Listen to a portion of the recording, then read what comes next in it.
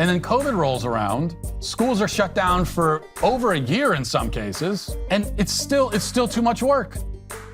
They're still complaining about the workload. Now they go on strike. Which side are you on? Which side are you on? Is this guy Mark Walsh. He's like a fifth-tier host at Ben Shabipo's outlet, The Daily Wire. And he had some comments about the Seattle teacher strike last week that we're going to react to. But first, because it's really interesting, I wanted to play for you a Seattle teacher's testimony about why she is voting to strike. Adam, let's play that. There's also a video from, this is I believe, an elementary school teacher in Seattle explaining why she supports going on strike. Let's listen. My name is Heather Barker, and I'm an educator at Sanislo Elementary. And I voted yes for the strike authorization vote. And I did that because I think that we need to have a contract that shows us respect and shows us respect as the experts that we are, that we know our children and we know how to best support them and to give them the world-class education that we know that they deserve and that they can get here in Seattle Public Schools. We are fighting to ensure that we have reasonable workloads so that we are available to support our kids. We are fighting to make sure that we have workable special education model to keep all of our kids safe and to keep our staff safe. We are fighting to make sure that we have access to the mental health care that our kids need, because we have a lot of needs coming out of this pandemic. And we just need to be there to support our kids. And we need to have contract language that lays that out for us so that we know that we can be delivering the best possible education and learning experience for all of our kids. I'm standing with Seattle Education Association. Yeah, I bet you are.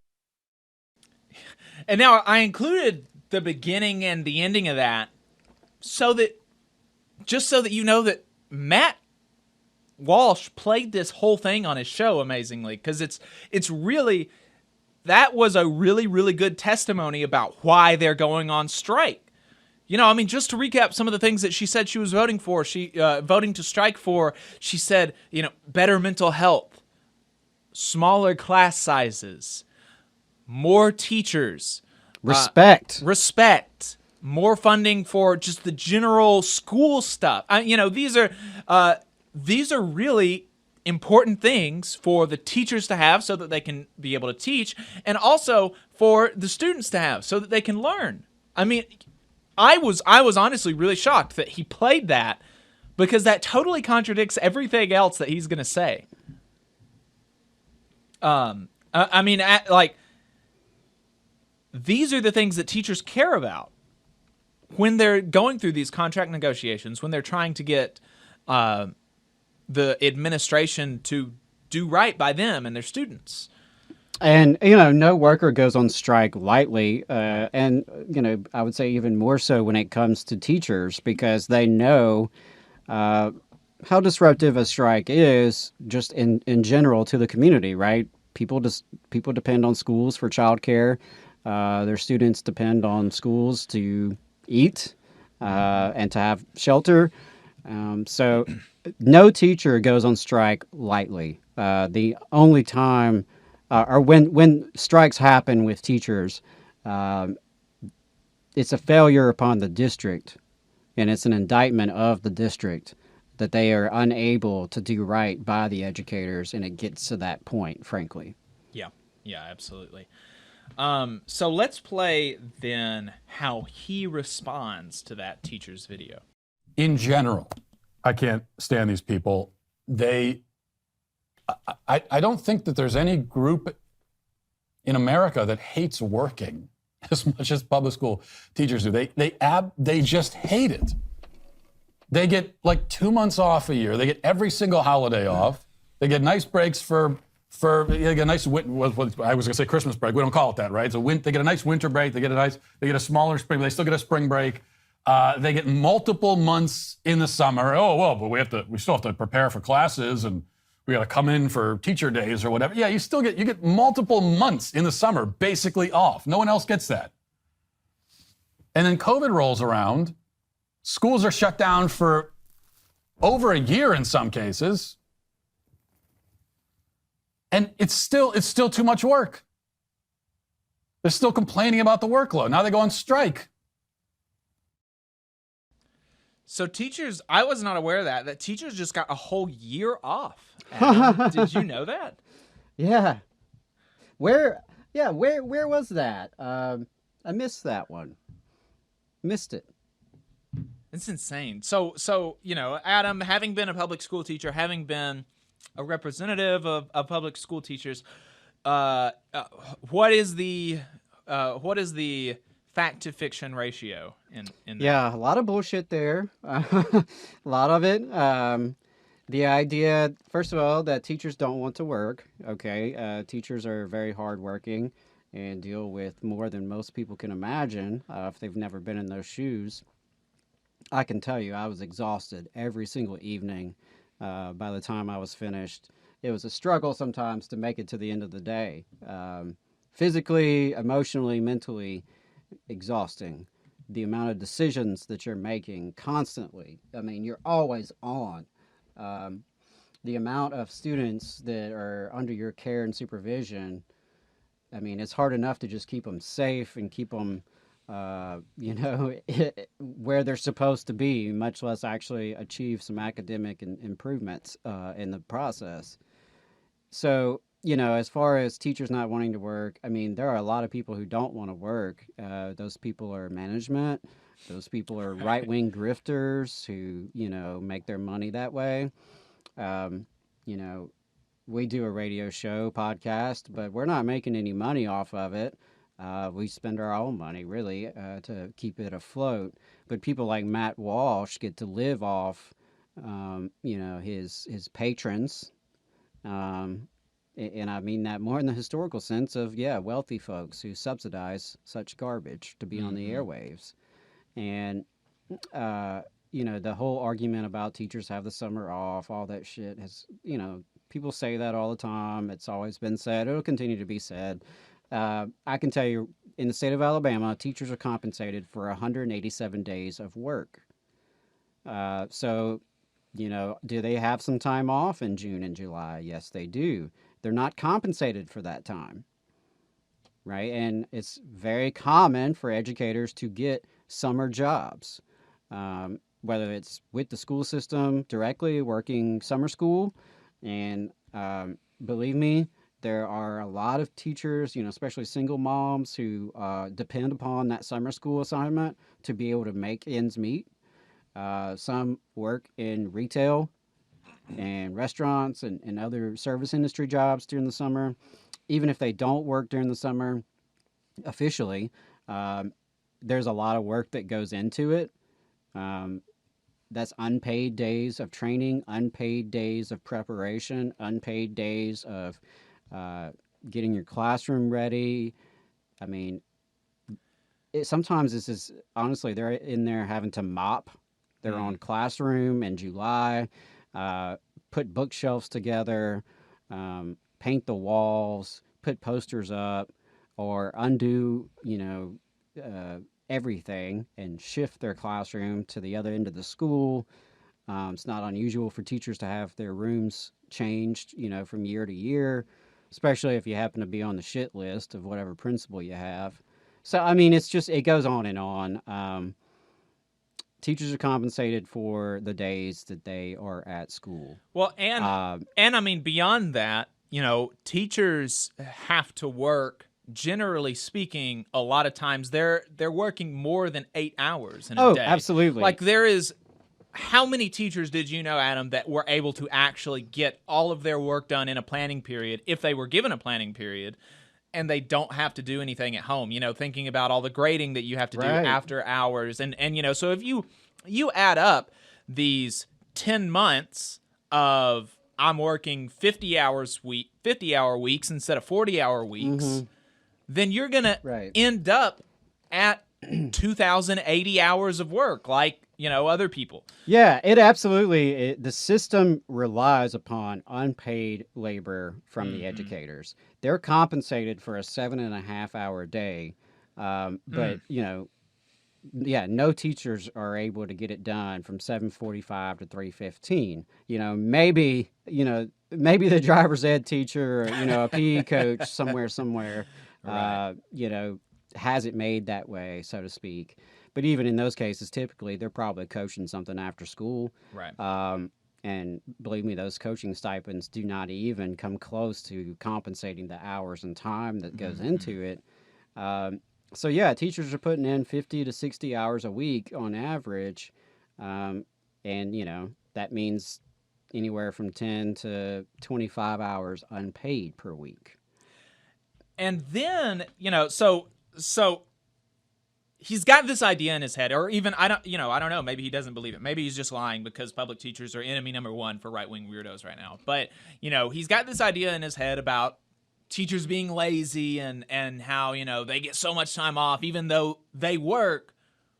Like you said, the education system in the country, it is held up by thousands of hours of unpaid labor in every school system. Yeah, I mean, because I can tell you, if you were to take any school, pick the one closest to your neighborhood, and all of the educators were to decide from now on, we are only going to do education work from 7:45 to 3:15, the hours upon which we're compensated.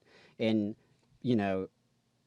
all the grading, all the parent communications, all the lesson planning, all of the paperwork, all of that stuff is only done under compensated hours. Schools would grind to a halt. Right. Because there would not be grades in the grade book. There would not be assignments given out to students. Parents would be out of the loop. Federal laws would be broken in terms of special education and students with disabilities and things like that. The whole system depends on teachers coming in early, teachers staying late after class, teachers bringing work home over the weekends, teachers doing a lot of prep during the summer. It depends on that. And that's why work to rule campaigns can be very effective among educators, because it doesn't take very long of doing that, where you actually only work during your compensated hours. It doesn't take long for that to prove a point. Right. Yeah, and so he's got this idea, whether he actually believes it or not, that teachers are lazy. And so we understand now that's silly. That's a silly thing to believe. But then he goes on to mock the idea that teachers care about their students. Let's play that clip. They get all this time off. It's still not enough. But even putting that aside, I'll tell you what really frustrates me the most when I especially when I hear stuff like this from that teacher. First of all, it's the pretending that you're doing this for the kids. Oh, this is really about providing the best experience to the kids. This is all about the kids. I want a higher salary for the kids. Are you sharing your salary with the kids? Are you giving them a cut? Are they getting a commission? No, at least have the honesty to admit it's for you. Wow. Okay. Yeah, and so he's not even... I mean, there's just so many things there. Like, for one, in that TikTok that he played, she didn't even mention raises, right? And this is not something this is... Sticking points are often over other things in these negotiations besides raises.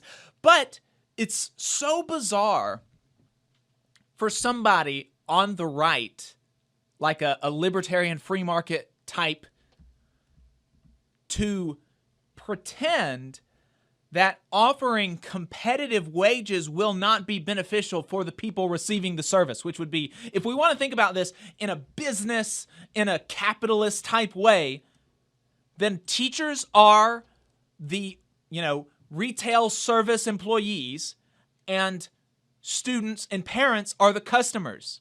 In any other scenario, in literally any other scenario, they are going to recognize that increasing salary is going to make going to increase competition for that position, and will therefore, because you are increasing the quality of the candidates, you are increasing the interest in people already in that job to keep it. You are increasing the motivation that they've got to do good. I mean, so yes, people being paid more will help. Even just on that alone, he's absurd. He's being silly.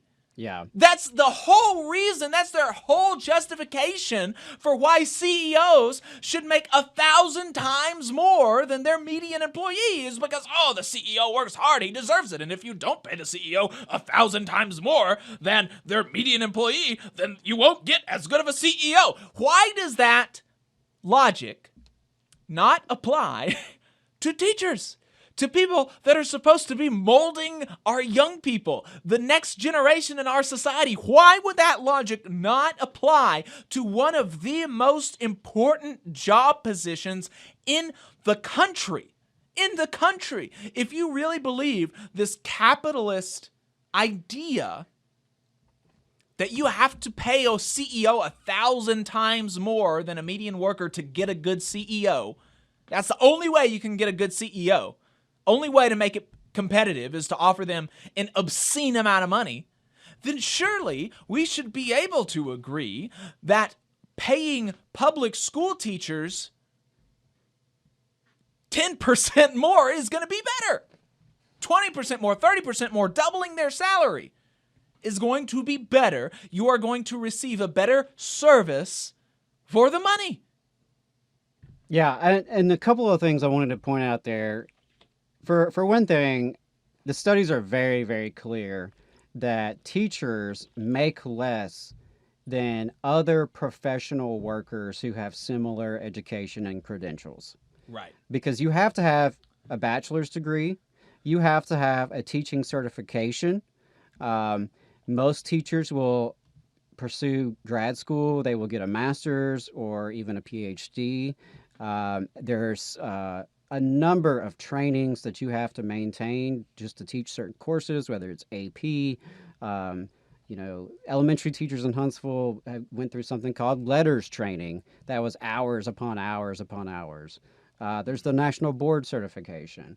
There's the number of CEUs you have to get in professional development every single year just to maintain that teaching license.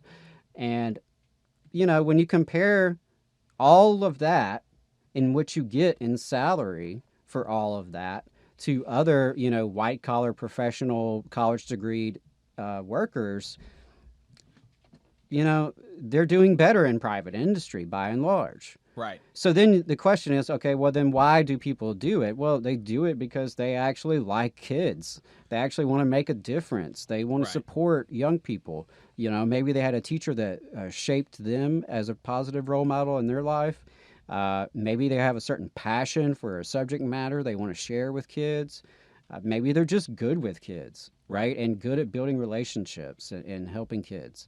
I can tell you that it's been incredibly rare to meet someone in the education profession who didn't do it because they were, motivated by a desire to serve. And, that doesn't really make a difference in terms of the pay. Mm-hmm. Folks care about serving kids. The pay, where that comes into play, is because, you have to be able to recruit and retain. If I can get a better salary with my credentials somewhere else, then you have to weigh the cost and the benefits. Mm-hmm. And that's, for example, science and math are two really tough subject areas to hire teachers, because if you are an expert in science or math, well, you can go to work for the military industrial complex, making twice as much and working half as hard. Making twice as much is probably an understatement. What median salary for teachers in Alabama is what, $50,000 a year? You can easy make $150 as an engineer. And no disrespect to the folks doing that work, but I just can't imagine the stress level is comparable to 25, 30, 35 youngins running around in your room that you're in charge of for 7.5 hours. Folks who've never done it, and that's why I would love someone like Matt Walsh. Not that I would trust him with my children, but people like that. I wish they could just go substitute. Right. Just go substitute a couple times. Right. Just send you to an elementary school, a middle school, and a high school. Give us 3 full days of subbing, and report back on just how lazy these teachers are. And so he's totally off even on his least charitable interpretation of what teachers are fighting for, which is that they just want more money. They just want more money. Right. And they always want to, the bosses always want to convert it into that conversation, and the right-wing press does as well. I've mentioned on this show about, fighting Casey Radinsky here in Huntsville. And within my first month in that position, I was on the Huntsville Times talking about the issues with teacher turnover and teacher morale, and it was right there. I experienced it then, where Casey Radinsky wanted to convert the conversation to a conversation about pay. And he even told the Huntsville Times, sounds like we have a pay problem, not a morale problem. No. You could have given every single employee at that time a 20% pay raise, and guess what? They still would have been pretty damn miserable.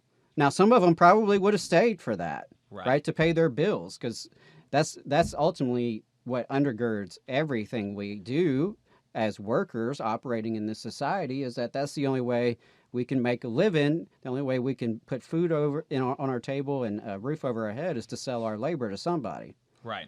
So he's totally off even on this, the least charitable, even in the least charitable interpretation of what teachers are fighting for. It is still actually, in large part, for the students.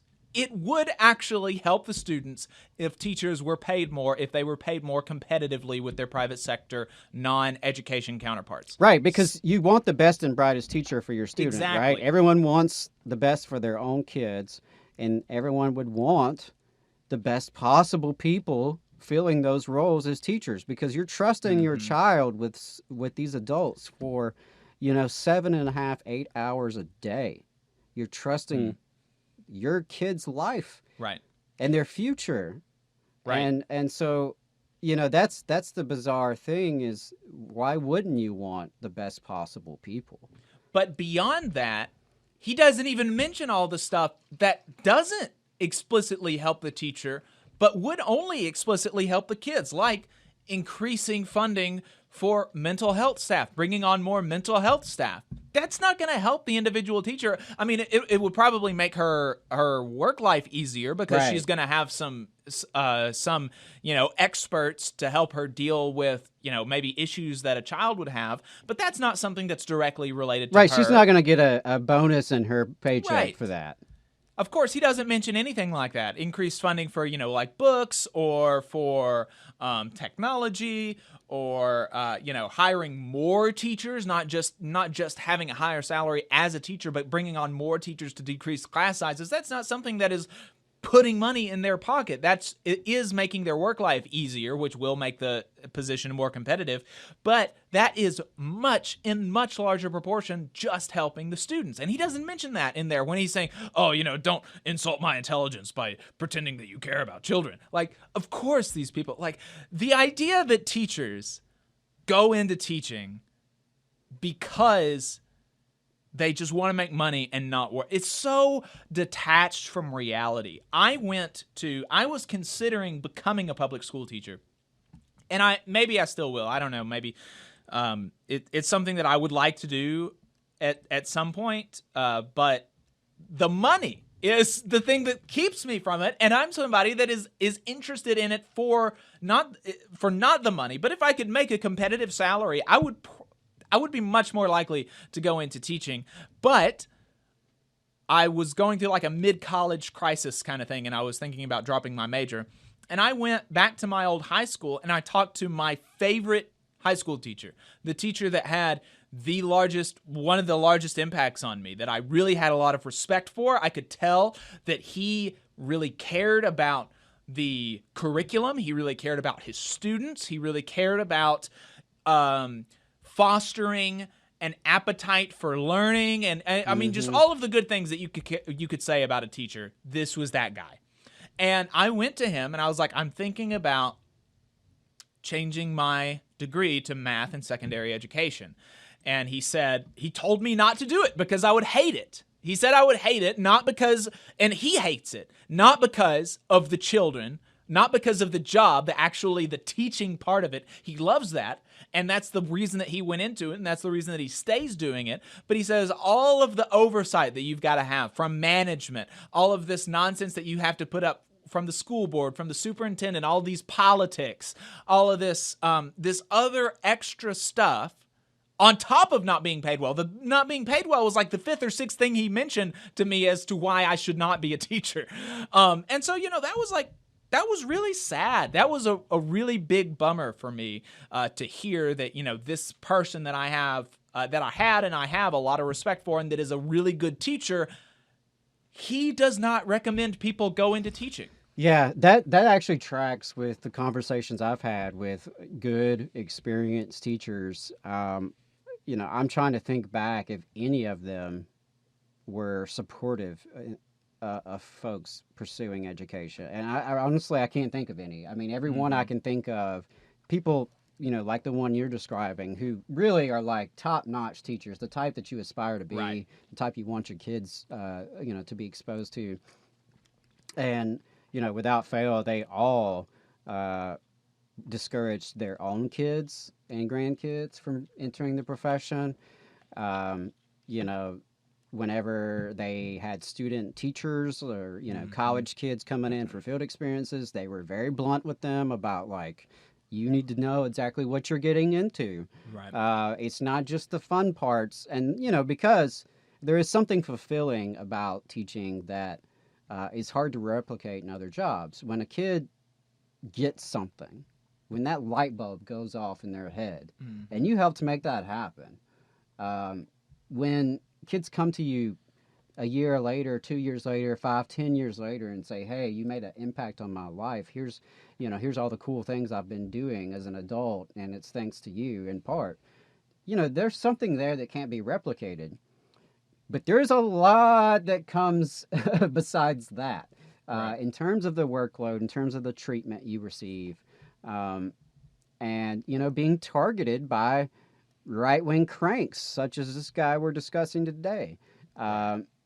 There is an ideological conflict with right-wing media really zeroing in on teachers and public schools, and they've been doing it, and it kind of comes in waves. It was really hard and heavy around the time I entered the profession, and it has come back with a vengeance now. And, teachers, like the counselor I mentioned with Angela McClure's segment. I mean, a counselor just doing her damn job, and next thing you know, her name is being plastered all over weird right-wing circles on Facebook. That's what folks are having to deal with. Right. Yeah, it's insane. But he does, in his defense, he does latch on to one demand that he might agree with, though. So let's listen to this. And then also, this is a common complaint we hear from the public school teachers, that the class sizes are too big. Well, you know what? I agree with you. I totally agree. Class sizes are way too big. This is one of my fundamental complaints about the public school system, is that it's a factory assembly line approach to education. And you take hundreds of kids and just throw them on the assembly line, and you turn the lever, and they just go down, they go from one place to the next. And even if they're not ready to move on to the next phase in the assembly process, they're going to move on anyway, and because the most important thing is to spit them out the other end on schedule. Yeah, I don't like that either. And when you've got like 30 kids in a classroom, or even 20 kids, there's just no way that those kids are going to get the individualized, personalized attention that they need. Okay, he made some sense there. I'll give him credit. And what was interesting to me about that is that he even kind of goes into why it's important to have smaller class sizes, and he's like, really kind of saying a lot of the same things that public school teachers are Right. going to say about the issues that having 30, 40, 50 people in one class creates. Yeah, and I gotta say the critique of the industrial model of schooling and the way it is designed to just sort of push kids through. That's something that I'm very sensitive to, and that I would also share that critique. And unfortunately, it's people like Matt Walsh that helped get us into that sort of industrial model of education, and where students are treated as numbers and not human beings, and where the humanistic and democratic impulses to public education that's always been there, but it's always been in conflict with these other impulses of the industrial model, of college career readiness, of Right. workforce readiness. There's always been that kind of dialectical struggle there within education. And, people like him are the very ones who are crushing the democratic humanistic impulses in favor of a more industrial model. And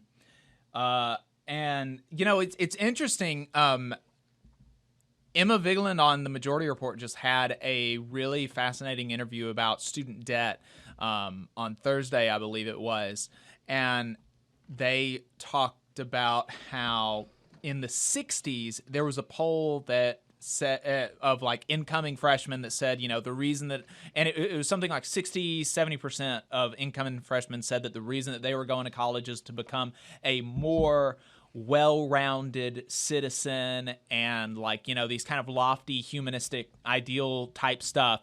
And then by the 80s, it was exactly the opposite. Like 70-80% of the people said that they were going to college to get ready for a job. Right. Yeah. And that's also around the time where you saw more and more emphasis at the national level of Job this is about training, right? and this is about competition. It's about Right, national right, right. security. We can't fall behind the Russians. We can't fall behind the Chinese. And that's still something that you hear trafficked in education conversations today of, we're falling behind. Which, yes, there's truth to that. Our academic achievement is not up to par compared to other wealthy countries on planet Earth. But that's not really what they're getting at there. It's more of a we might lose a competitive edge Right. to our geopolitical rivals, which seems pretty far removed from Johnny, who's trying to learn how to read. Right. So, he understands class size is an issue, but he wasn't right for very long, because this is his solution to class sizes. Oh God. So yeah, all that I'm with you. Except that the public school system steadfastly resists any effort to actually address the class size problem. Because how do you end up with smaller class sizes? Let's do a little bit of math if you're a public school teacher. You've got Okay, I'm stopping him there because to some degree, he's right that school systems have resisted efforts to significantly lower class sizes. And the reason why is because that costs money. And people like him refuse to give money to public schools. They're against taxes. They're against funding public institutions, especially public schools. And to hire more teachers, which is what it would take to lower class sizes, requires more funding. But I got a feeling hiring more teachers is not where he's going with this. So I'll let him continue. sizes that are too big. What does that tell you? It tells you there's too many kids in the school. So how do we solve that problem? By having fewer kids in the school. Oh, there you go. Right. So, educators, we've been spinning our wheels all these years saying that class sizes are too big. It negatively impacts the students. We should have some hard class size caps, and we should hire more staff, right, to distribute the student caseloads more equitably. Well, we've just been spinning our wheels, and here all along, he had the solution. No need to increase teachers, just decrease the students. That's how you can lower the class size. Just kick half of them out. Right. You don't like having 30 kids in the class? Well, hell, just kick 15 of them out, and then you'll have a reasonable class size. Yeah. Now, what happens to the other kids? Well, he goes on to say that we should incentivize homeschooling and private schools. Of course, right? So, yeah, let's take those 15 out of 30 and remove them from the public school. This also remove all the appropriations of funding that is attached to their attendance. So the same teacher is going to have to deal with those same 15 kids who are left. Oh, but wait, because now we've lost all this funding, actually, we're going to have to cut a few more teacher units. So your class size is still going to be 30. It's going to be 15 new kids because they cut the teacher next door. Yeah.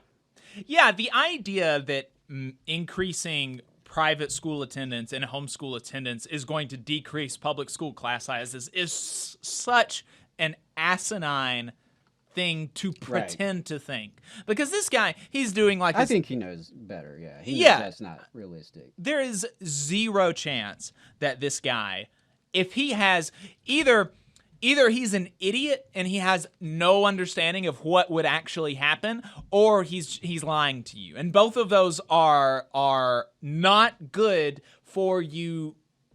They're not indicative of a reason to take what this guy has to say seriously. Right. Either he's lying to you and he knows that what would happen is if you increased private school and homeschool attendance, that you would actually not lower class sizes, you would just fire a bunch of public school teachers. Obviously, that's what would happen. There's zero precedent for that not to happen. So either he's lying and he knows that, or he's stupid, or he's an idiot. Either one of those scenarios, you should not be listening to this guy for what we should do as a society. Right. And, the other thing to consider is when they talk about increasing private school and homeschool and charter school enrollments, well, who do you think goes to these programs and who do you think is stuck behind in the public schools? Right. Because I can tell you, the kid who stays in trouble, the kid who is like the teacher's nightmare, the kid who like beats the hell out of the other classmates every day, the kid who climbs up, into the ceilings, the kid that tries to run across the road, that kid's still going to go to public school. Let me tell you, the private schools aren't taking that kid. Right. They don't have to. And when they talk about school choice, I think the thing to remember is what they really mean by that is the schools can choose who they serve. Right. And public schools don't have that opportunity. There are some issues in terms of school to prison pipeline. There are issues in terms of inequity in our schools. But by and large, a public school is the closest thing we have to, fulfilling that promise of, give me your tired, give me your hungry, you're poor, you're homeless. The folks who show up at the public school door, we have to let them in, regardless of what language they speak or how much money their parents make or if they even have parents. They get to sit in class. They get to be enrolled as a public school student. Private schools don't have to do that. Yeah. And what they want is to increase the amount of kids in private schools and subsidize it with our tax dollars.